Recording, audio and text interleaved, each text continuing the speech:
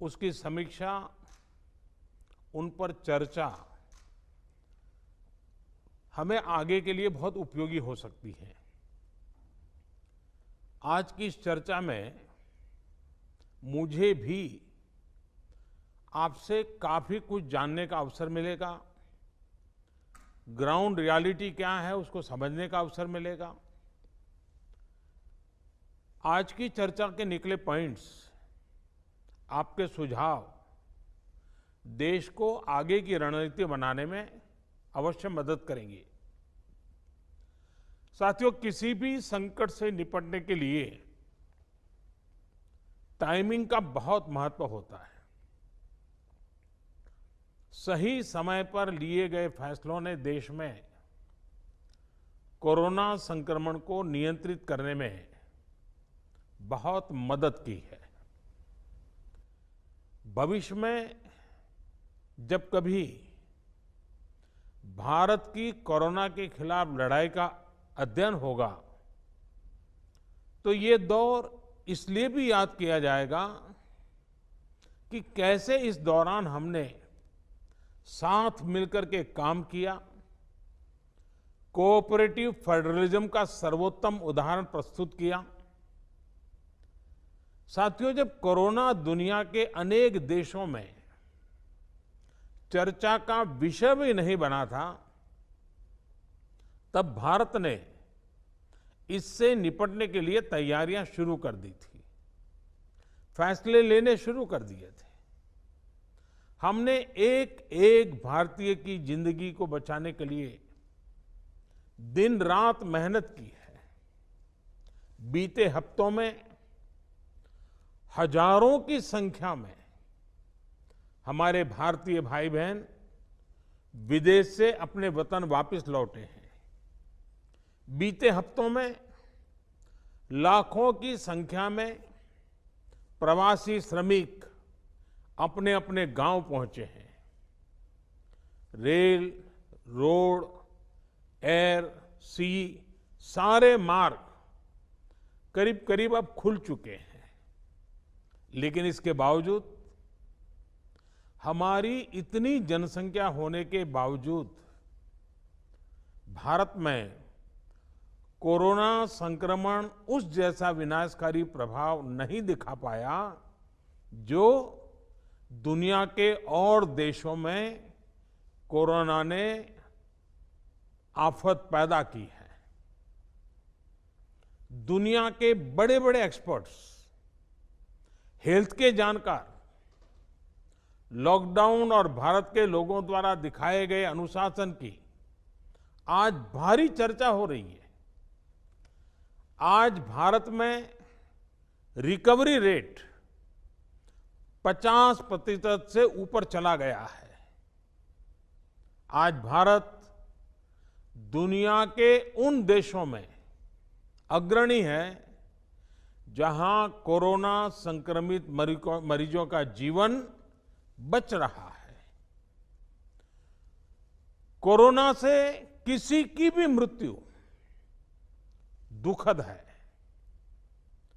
हमारे लिए किसी एक भारतीय की भी मृत्यु असहज करने देने वाली है।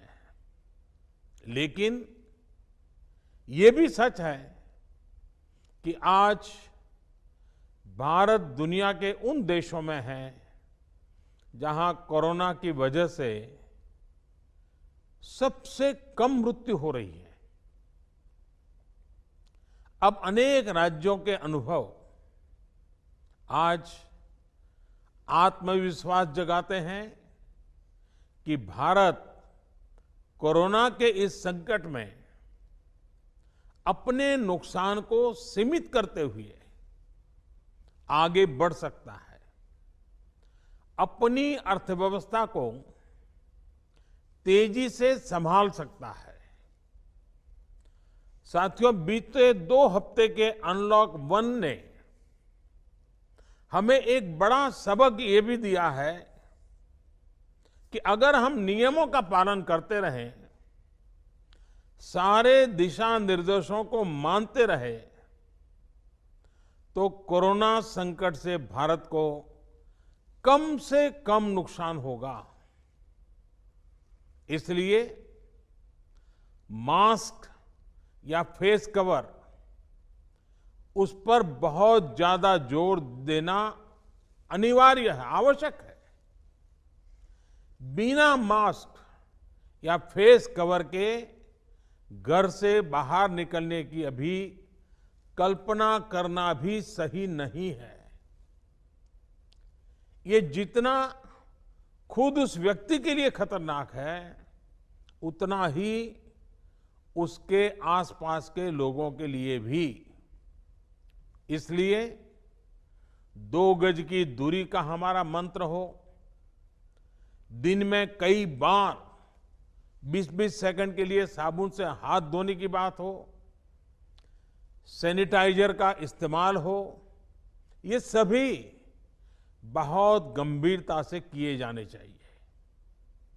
खुद की सुरक्षा के लिए, परिवार की सुरक्षा के लिए, विशेषकर घर के बच्चों और बुजुर्गों की सुरक्षा के लिए ये बहुत जरूरी है।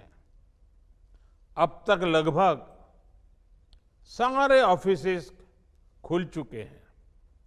प्राइवेट सेक्टर में भी लोग ऑफिस जाने लगे हैं। बाजारों में, सड़कों पर भीड़ बढ़ने लगी है। तो ये सारे उपाय ही कोरोना को तेजी से फैलने से रोकने में मददगार होंगे। थोड़ी सी भी लापरवाही, थोड़ी सी भी ढिलाई, अनुशासन में कमी कोरोना के खिलाफ हम सभी की लड़ाई को कमजोर करेगा।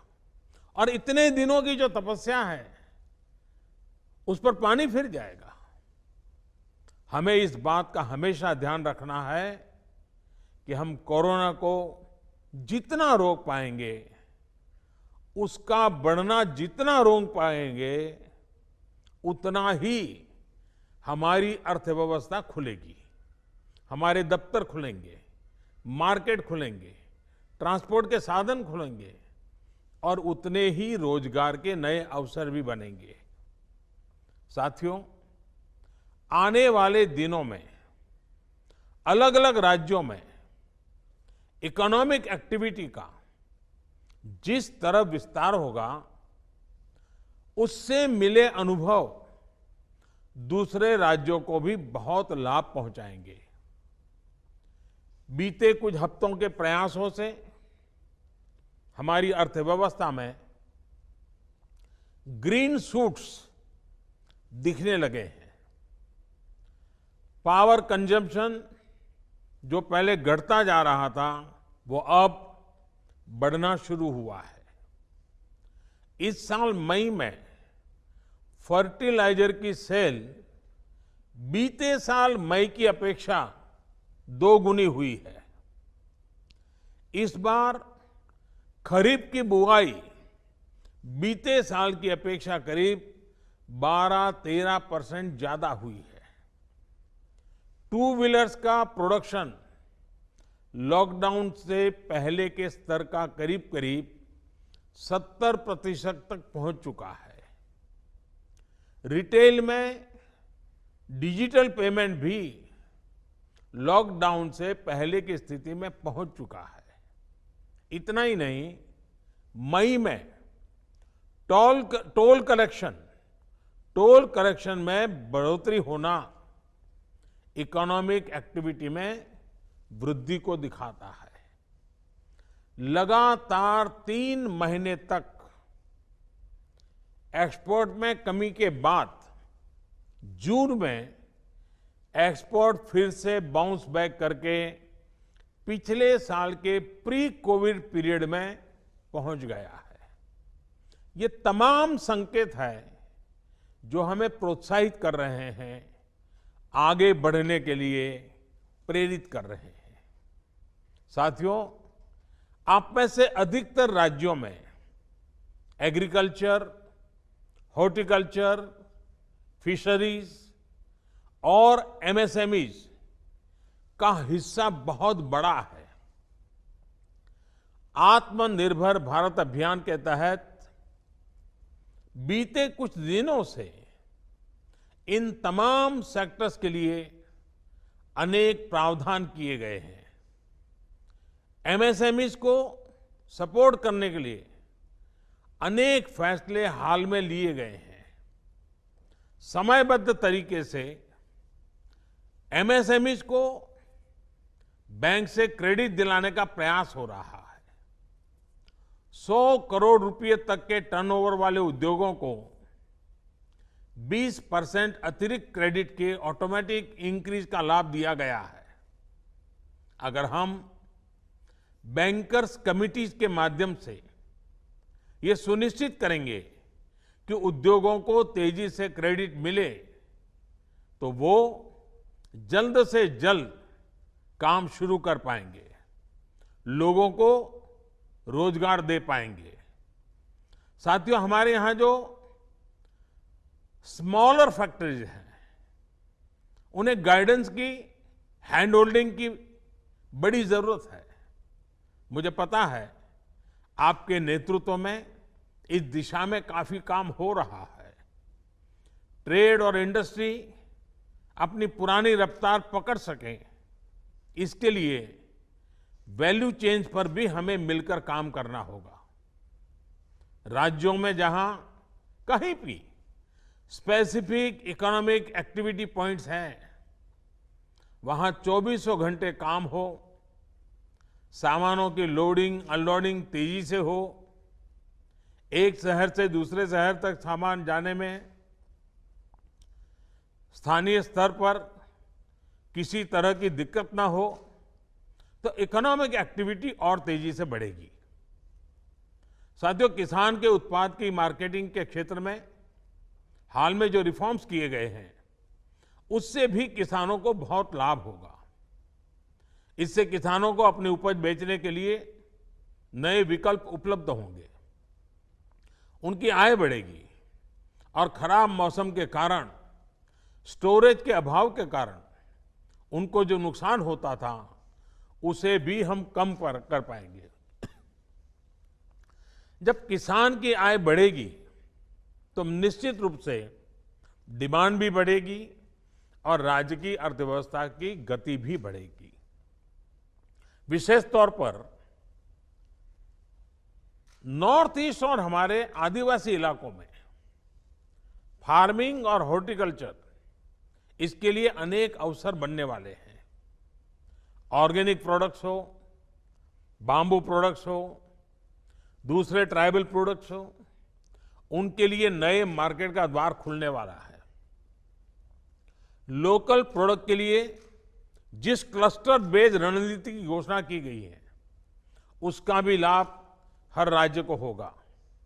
इसके लिए जरूरी है कि हम हर ब्लॉक, हर जिले में ऐसे प्रोडक्ट्स की पहचान करें जिनकी प्रोसेसिंग या मार्केटिंग करके एक बेहतर प्रोडक्ट हम देश और दुनिया के बाजार में उतार सकते हैं।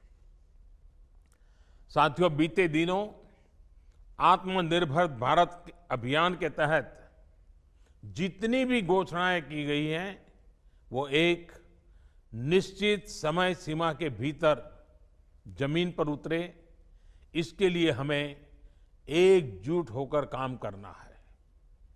इस पृष्ठभूमि में कोरोना से लड़ाई और इकोनॉमिक एक्टिविटी से जुड़े आपके जो सुझाव हैं, जो तैयारियां हैं, वो जानने के लिए मैं बहुत उत्सुक हूं और मुझे पक्का विश्वास है कि अनुभव के आधार पर आपकी जो बातें आएगी, वो आने वाले रणनीति बनाने में बहुत काम आएगी। मैं गृह मंत्री जी से आग्रह करता हूं कि वे आगे की चर्चा का संचालन करें